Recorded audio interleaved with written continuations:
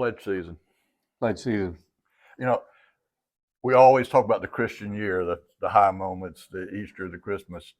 For me, spiritually speaking, what it means to be church, would you say this is there in that top five? It'd have to be way up there. Okay. Yeah. It's kind of like in your sermon on Sunday, just where our feet take us. We're going. We're not sitting. So a pledge,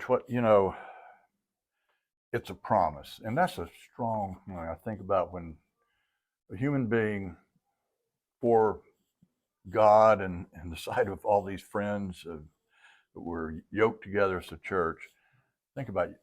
You make a promise, you make a pledge, you reach out into an unpredictable future, and you make one thing real predictable, that you're going to be a steward, that you're going to participate, time, talent, and your financial resources. I like what was this, can you step up, dream big. And when I was here, that was one of the themes that Ben St. Clair, who went all around the nation helping churches raise money, said, don't be overwhelmed. If you're trying to get to the tithing level, but you're at 1 or 2%, prayerfully think about how you can proportionally, as God's working in your life and you want to grow into that, how you can grow your giving. That's what I like, the stair step here. Dream big and let your giving grow. Yeah.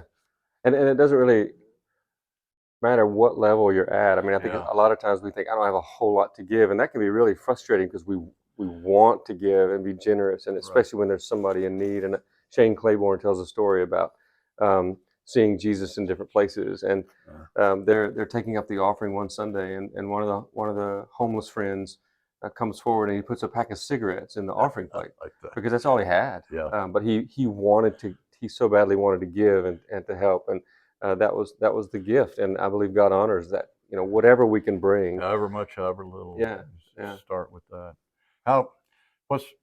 Somebody might be new to this process, so how did they involve themselves? Yeah, well, a lot of you have probably already received the pledge card in the mail. If you haven't, please let us know.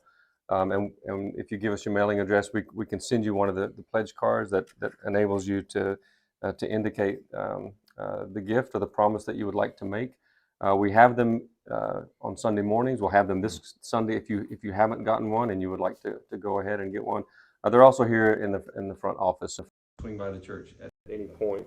Also this week, you'll be receiving our newsletter that our staff has put together, and it's just a really nice piece that's full of stories and talks about our life together in this place and about the generosity that's happened around here for generations. And so it's an exciting thing to know that we're a part of something that's been around for a long time, and that we're a part of making it the dream live on and go into the future. So there's also ways to pledge and to do that online, and that's something that the office can help with. You can contact if you have questions about that. People through the years have asked me, well, don't you know that I'm going to give, and can't you count on that? Why is it important? It's just like a family sits down and tries to plan, what are we going to be able to do this year? What are our goals, and where might we go with our lives? When you can have a budget you can look at, something has been pledged to you in terms of income. And that helps, I know, in 49 years I was in ministry, to know that we could count on this level of giving. That really helped us dream big, plan big. That was important. Yeah, that's a huge gift to the dreamers, to know what the possibilities are. And